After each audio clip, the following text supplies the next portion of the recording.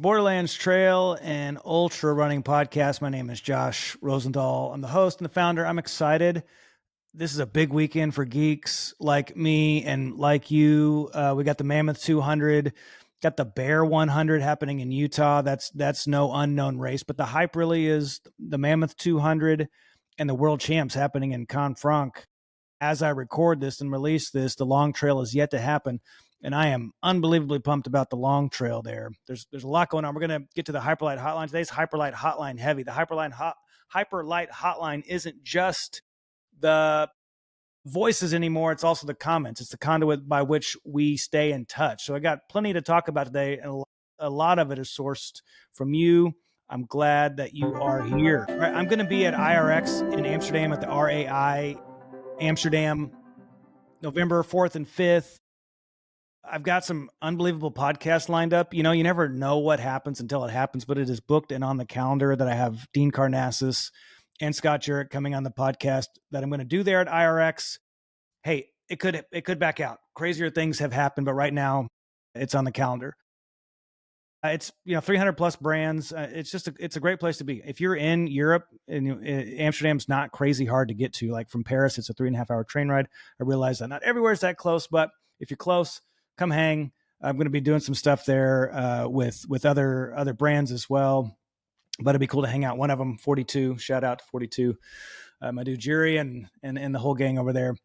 But today is about got the Hyperlight Hotline. With that's coming a couple of announcements, but yes, we're going to be hearing from you. We're going to be reading a ton of comments.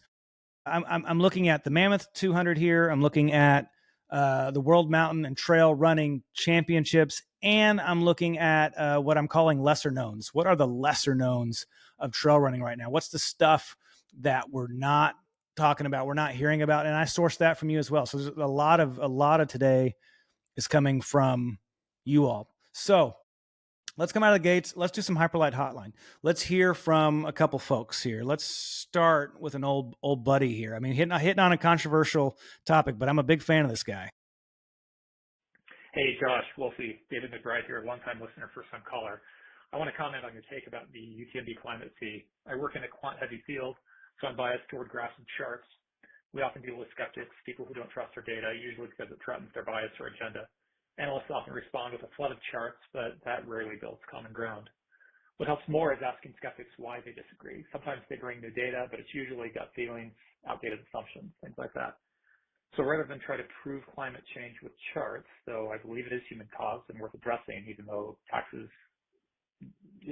even through taxes that may feel unfair, I'd ask, why don't you believe it's real? I'd love to see your numbers and your context. Maybe I'm missing something, though I doubt it. If you're right, UTMB's carbon fee isn't fair. If you're wrong, it's probably a good idea. And even if you're right, and we still clean up the planet or invest a bit more in cleaning up the planet, is that really a bad thing? Maybe we should just do more races closer to home anyway. Thanks for all the great content. Take care. All right, that's David McBride. He's one of the goats of Utah, not just of running, but just people. I love that guy. He's been a part of our race, the Salt Lake Foothills Trail Races. Every year he's been involved with Borderlands stuff. So huge fan, love what he's saying. I'm not going to outright address what he said. I'm going to go up one notch and just talk about Borderlands for a long time, for the last year on Bad Runners Take. We're delving into controversial things. I don't love that or hate it, to be honest. In the world of building content, I'm a firm believer that if no one hates you, no one can love you. Like the degree with which you are disliked is also the degree with which you are liked. Few people are, think about some of the more popular people in the world. Justin Bieber. Some people love that guy, believers. And then there's, and to the same degree of that there's that love, there's also that hate. And so, as we build it, I wanted to have Borderlands to have a voice in those controversial topics because I don't feel like every voice gets represented all the time. And so we chimed in on a bunch of stuff. And I'm proud of every bit of it. I'm proud of the work that Brian and I did. I love the way that Brian phrased things, the way that he worded things, his cadence, his timbre, his demeanor, everything. But what's kind of winding down at Borderlands now is doing that. is chiming in on those things, and I'll tell you why. There's this idea within creating content also that you want to be really proud of what you go viral for and what you become known for. I love a thoughtful discussion about politics. I love a thoughtful discussion about surrounding topics. I love a thoughtful discussion on anything. Anything is on the table. However, when it comes to Borderlands and being the heart of trail running, that does have its place too. I just don't want to be viral for those bad takes for a while. And so yeah, I think it was really important. So I'm going to address what David said, but also just on a larger level, man, I just want to lean into for a while just to the absolute like great things of this sports. And it's in my DNA to be critical. I don't love that. I don't think it's necessarily right, and it's not wrong either. It has its place, but in the end, I don't want Borderlands to be known for the controversial take right now. Maybe there'll be a place for it soon, and that's okay. I do still care very much about prize money because I do believe that the advocating of prize money is the advocating for elite athletes and their place, and that's why I love the Mammoth 200. Why I leaned in so hard. Well, I mean, one of many things, to be honest. So to address David's question in general on all the stuff that Brian and I were talking about as related to climate change, like, and not climate change, but the climate fee at UTMB. I still don't like the fee. I don't think that, but because I so agree with what David says at the end of that call, and that is, why don't we just do more races closer to home? If you're in that camp, and I don't mean camp in terms of tribalism, I'm just saying, if you're saying, hey, we like the fee, we think the fee is necessary, we think the fee is good because of the human impact on climate change, well, a great solution to that is to not run UTMB. It's not to take a fee, increased fee, where that money goes to an NGO where X percent goes to administration before it even goes to the projects that are whatever they're doing related to climate. Run races closer to home. I love that. I love it. Running your area. That's one of the great parts of it for those of you who aren't in America. That's one of the things that made dirtbag running what it was. In a lot of ways, it felt like, at least the most celebrated for me, is that regional stuff. Like, I love Wasatch because it's such a big race, but also, as Jimmy Elam talked about in our interview with Mammoth, that it means so much to the locals. Western States has that vibe too. It's a race that means a lot to the locals.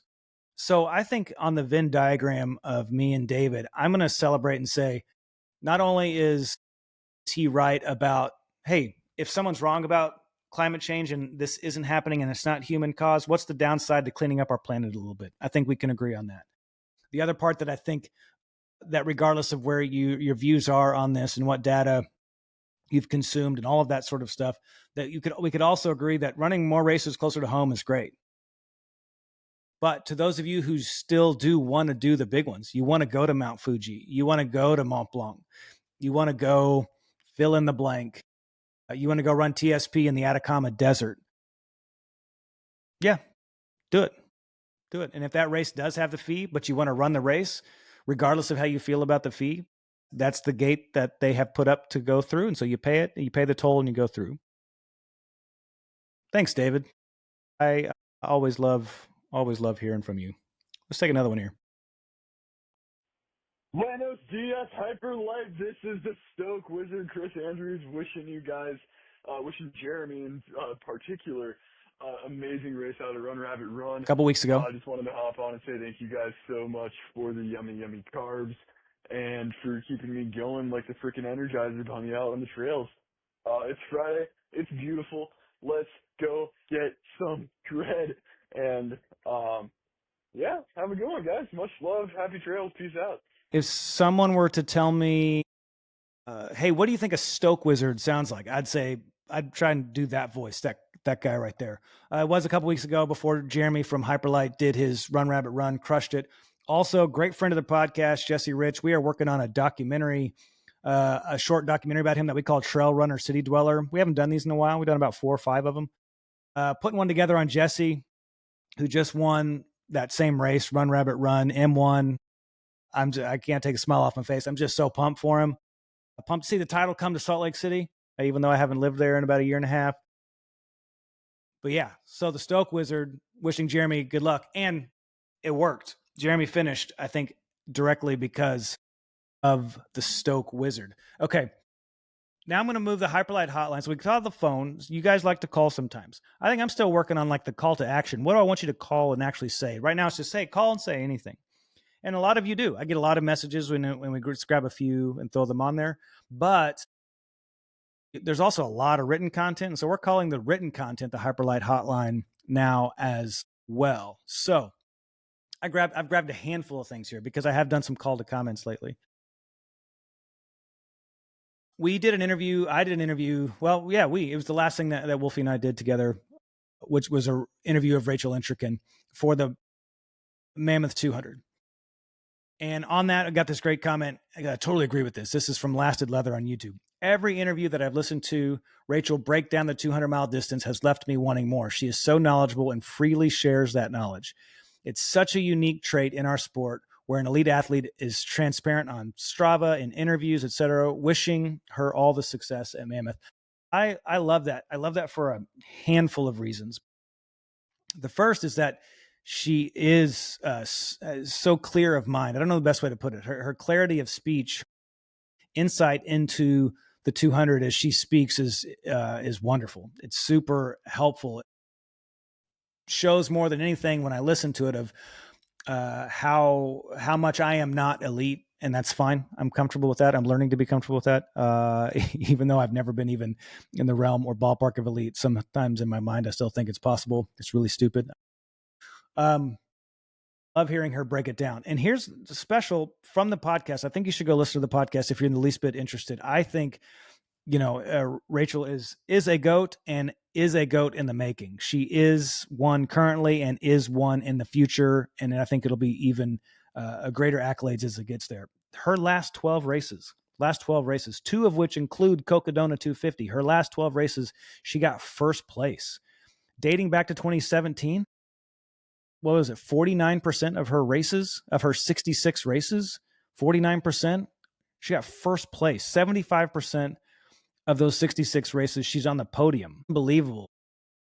2/3 of her time on the podium is spent in the first place spot. Just a special runner. And she just announced today or yesterday that she has a partnership with Tantrums, hydration packs. Great call for Tantrums. They are clearly intelligent in picking a great runner who has an incredible pedigree, an incredible resume. But love to hear it. And the thing I like about this comment from Lasted Leather on YouTube is that transparent on Strava in interviews, that is unique to our sport. I mean, that because of the way that our sport is held and runners are training, you're not going to ever see, I'm blanking on a good baseball player's name, Alex Rodriguez, a little outdated there, Mickey Mantle. You're never going to see their data on Strava. You're never going to see it because they're going to be training. And so if you're competing against them and the pitcher is assessing the hitter and the hitter's assessing the pitcher, like you want all surprises on that day. I will say one of my favorite things though, that I'm aware of in trail running past is when Jim Walmsley was preparing to run UTMB 2023 or 2022. And I think it's 2022. And he didn't do any training on Strava for the whole season. And then the day before UTMB, he dropped it. And it was like this monster training block. But in general, it's very open. It's very transparent. And I think that's unique to our sport, that we can see how our great athletes are training day in and day out. I think it's a lot of fun. Okay, another comment here from something 1646. So said, am I the only one that feeling like this guy could actually be the unsolicited memes guy? So when I did an interview with Max Joliffe this week, some people, if you only watched the video, you could have thought that the video was about Max. You didn't get to hear the voice behind Max Joliffe unsolicited memes. It's a British guy, British accent.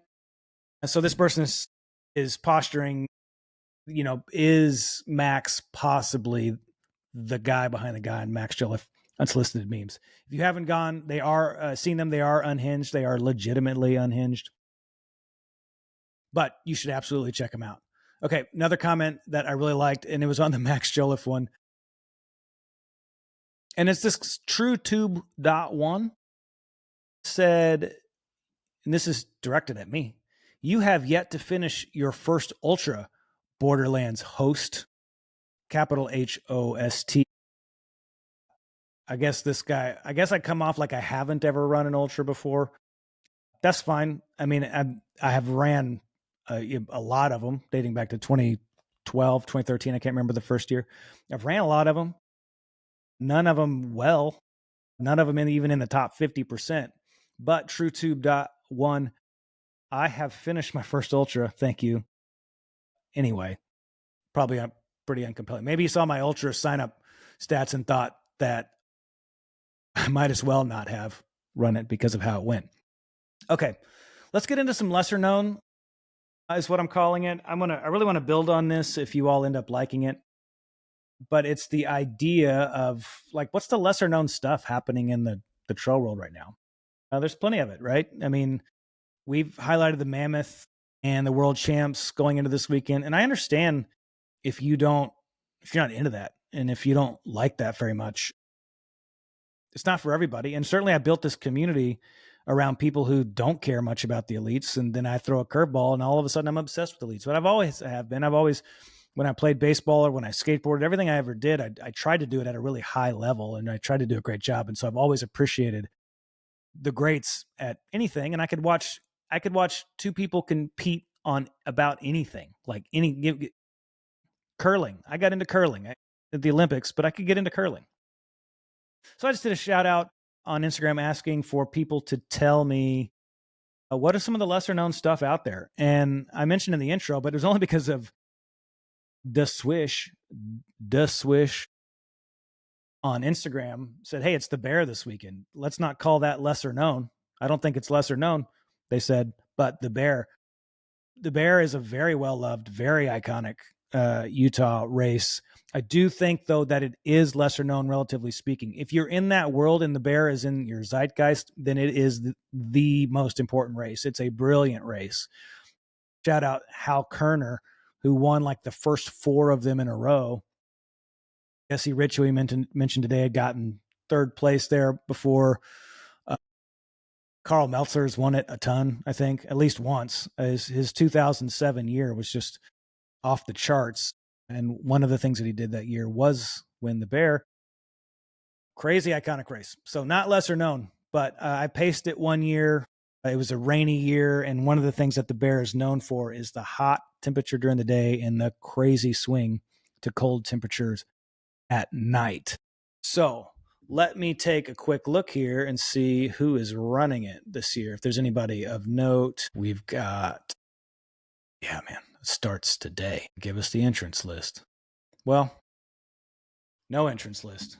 Anyway, big day. Stoked for the bear. What else? When I asked for lesser knowns, well, CJ Dial said one of the lesser known things happening is that he's going for a long run this weekend.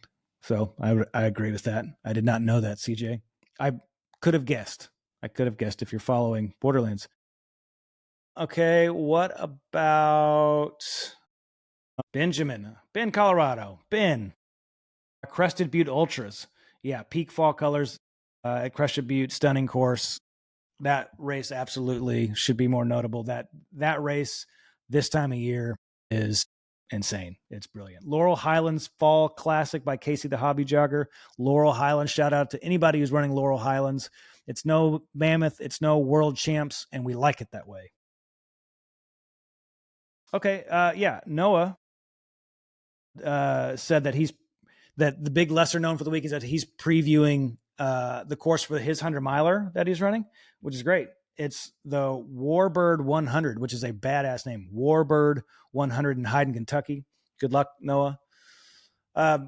So I want to hear from all of you as much as possible. I'm just start picking up comments. I mean, there's a lot of comments, and they always just kind of go to waste. So I thought it'd be fun to bring them to the discussions. But now the Mammoth 200 and the World Championships. I want to talk a little bit about both of those, what I'm interested in, what I'm paying attention to as an average runner, and why those matter to me. So the Mammoth 200 first came on my radar when, I'm a big fan of Drew Darby, and I was watching Drew as he was shooting the Sally McRae documentary in the Eastern Sierra.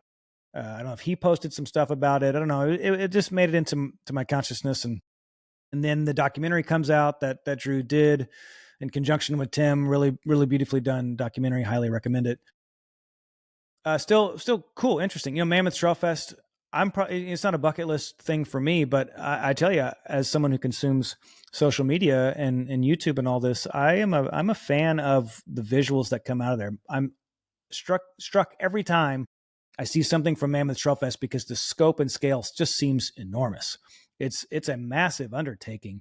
And for Tim to be doing that, at least when I interviewed him a year and a half ago or so about the Mammoth, what I learned is that he's a solo founder. Like, this is his race. He's 100% owner of the race. Crazy impressive.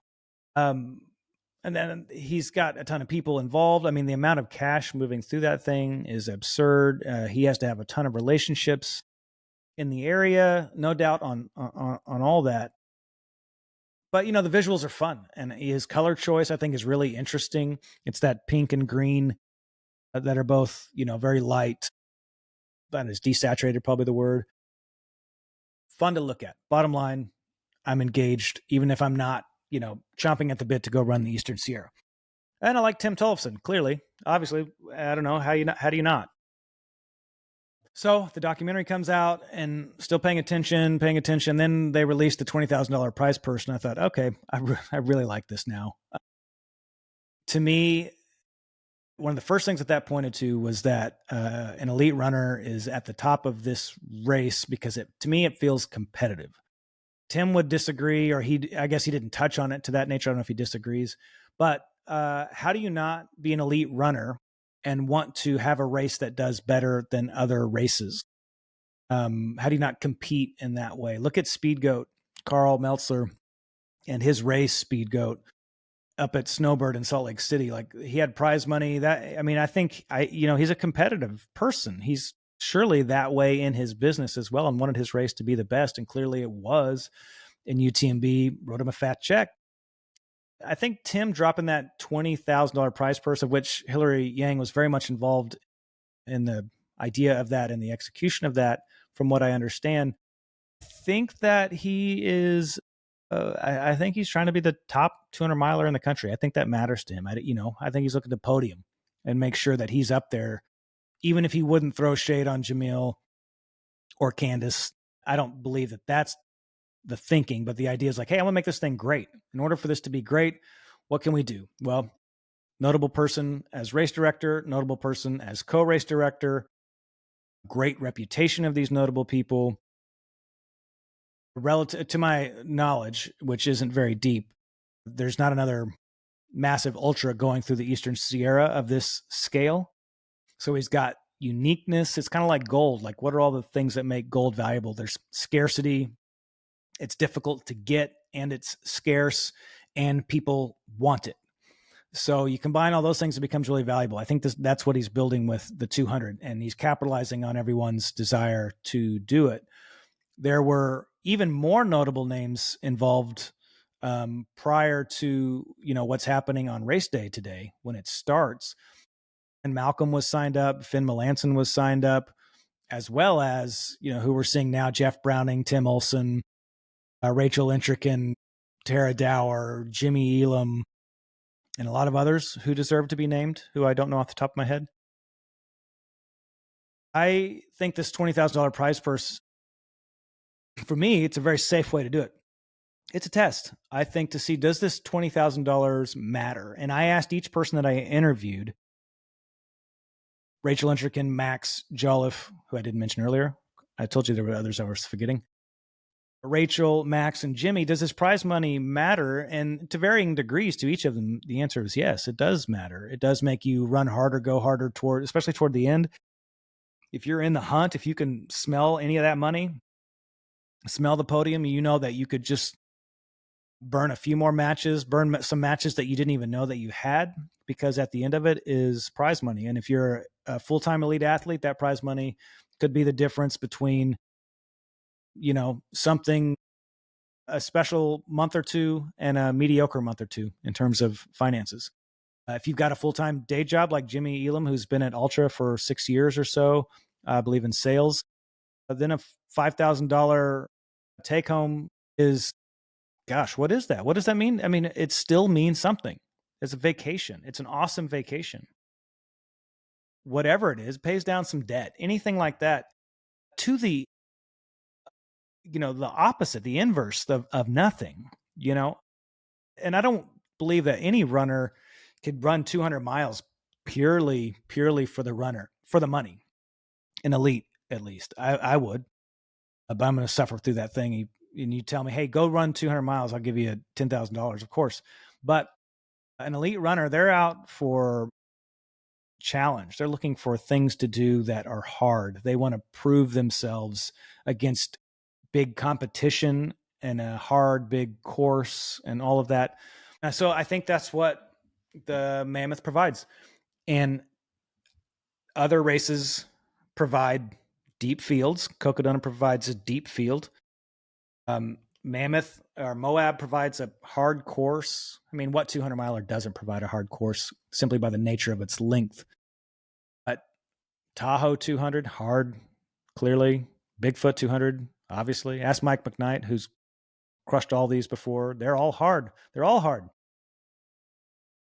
But the Mammoth offering this $20,000 prize purse, it attracted some pretty amazing people in year one.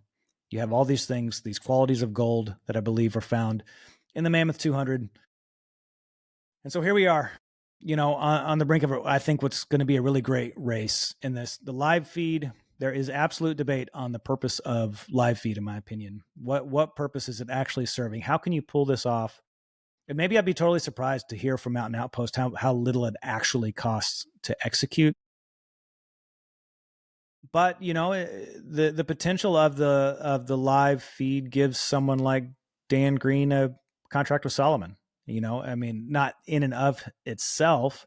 He'd had a great year before and after going to Western States and UTMB, but most of the trail running world learned about Dan at Cocodona. So that's the power of the live feed, and the Mammoth is trying to deliver on that as well with 136 runners. So massive investment on their end, massive investment from the prize money, massive investment from the live stream, just the scope and scale of a 200-mile loop, huge investment. So good job to them. I'm paying attention. I'm excited. So now you take all of those things and say, what do you want to see? I want to see Jimmy and Max fight it out. I want to see Jeff Browning be a threat to the very end, if not the winner. I love that. I love that he's in his 50s. Every time I see that dude go hard, it gives me hope that when I get back to America, I'm living close to trails again, that I'll be able to get back out there and do something that's meaningful to me, at least. Who else? I mean, and then of course, Tara Dower and Rachel Intrican. That's a dream race for a fan. I want to see that thing unfold, but I also want to see some no names jump in. I want to see someone I've never heard of be in the top 3, top 2, top 1, first place. What's best for the sport? I also think about that. What's best for everybody?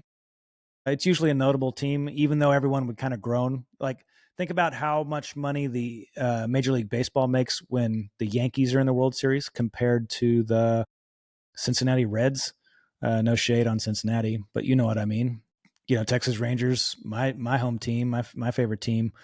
They don't make nearly as much as when the Yankees are in. So you have a Tara Dower in the running till the very end. You have a Max Joliffe in the running until the very end. And you're going to get more eyes and ears. Now, those eyes and ears on that live stream, I'll make a prediction. I don't know that it exceeds 6,000-7,000 people, at once. What do they call them? Concurrents at one time. Prove me wrong. I would love to be wrong. But we want those notable names being in till the end, but those notable names fighting with someone that we haven't heard of for first place is a lot of fun. So check out all of our podcasts. If you're paying attention, you want to hear from, a 200 race, there's a lot of lulls. You want to hear from Max, you can check it out on YouTube or on the podcast. Same with Rachel, Intrican, Jimmy Elam, Hillary Yang, Tim Tollefson. And there's also articles on borderlands.cc. I think it's gonna be a great race. I can't wait to pay attention to it. And contrast that with the World Championships. And I think that we're, as a fan, we're getting two very different races on the same weekend, which is super cool. So we're getting this American dirtbag vibe of a race that I really love in the Mammoth, and we're also getting this like really polished World Championship. And when I say really polished, if you've watched any of the coverage, you'll see that everybody's wearing, the team kits, and they're really nice. It feels like an Olympics almost. In fact, it's so dialed and so clean looking that it takes away from it a little bit for me as a fan. It feels a little bit less grassroots, which is fine. It's what it is. It's the World Championships, and it's growing. And we've been obsessing over it thanks to Bryce Carlson. He's been putting out a ton of articles for Borderlands.cc as we've been getting excited in the lead up, and we've been unashamedly celebrating USA, and it became part because we truly love our American runners, and part because I'm wanting to make a point and say, this is really fun and unique to be able to just, take on this sort of Olympic mindset where the reason I could watch curling, like I mentioned earlier, is because, I want to see America win everything in the Olympics, even something I've never heard of like curling. And if they're not going to, then of course I'll root for Canada. I bet they're more dominant at curling on average anyways. I'm happy to be wrong. And in fact, more importantly, I don't actually care, but I just love to see the competition. So take a sport that I love, combine it when you're running for your country, which always makes me more interested. And that's where the world champs come in. I watched the short trail. I watched the uphill 6K. No shade on those at all, but I'm here for the long trail. That's where my heart is. That's what Borderlands has been all about. Yes, it's been trail running, but really Borderlands trail running more than anything is like, to me, trail running is a synonym of ultra running in the world that I come from. So to see the long trail U.S. team, I'm just excited to see those dynamics play out. I paid attention to Innsbruck a couple years ago, but it wasn't the same to me. It didn't mean the same. I wasn't in the industry the way that I'm in the industry now. Being in it the way that I am now has just means that I've been paying attention to it a lot more. I mean, think about how much content we did for Western States. Think about how much content we did for UTMB, and then I was at UTMB. You think about all of that, and now here we are at the doorstep. You saw Katie Scheid decide not to run UTMB so that she could prioritize the world long trails. You saw Jim Walmsley go down to the OCC so that he could prioritize the long trail at the Worlds instead of going for the race that's really had his heart and mind for the last few years of UTMB. And I think it's going to be really special how it unfolds. Now, what I don't understand, and I guess I should say I don't know how it will unfold, is how does a sport that is an individual sport, I know that the actual participants like to say it's a team sport, but it's a team sport in the same way that F1 is a team sport. Yeah, of course you couldn't do without your pit crew in F1 or NASCAR, but the driver is still kind of the mission critical thing there. You could trade out members of your pit crew. I'm not throwing shade on crews and trail, but I'm just saying this is by and large an individual sport. I mean, it is an individual sport, but you do have teams helping you at aid stations and encouraging you and strategizing with you prior to. So how are they gonna do? How are they going to do where they are kind of as a team? I just wonder. I'm excited to see, do Jim and Zach work together? Like you're bringing this Tour de France sort of ethos to trail at this time where the team score does matter. And on top of that, not only the individual distance, the long trail, but then you also have the Federations Award that kind of combines everything together. So is this element where you are out there very much just like Tour de France. You're fighting for yourself to stay in the mix, but then, so on the macro level, you're fighting for yourself to stay in the mix. On the micro level, you are competing for your team. And does USA Long Trail in the end, are they going to position for any one of their runners? Let's say Zach and Jim and and Adam are running together and they're all caught up with each other. Is there a moment where they start to prioritize Zach, Adam, or Jim to be the winner? Like, are there any strategies that will take place to slow down other runners, to do anything, that will make sure that their guy wins? the competitor who loves sports, I hope so. I hope that there's some version of that, because that's what I'm here for, is not just the individuals, which even if these individuals, even without the USA kit on, are individuals that I want to see run.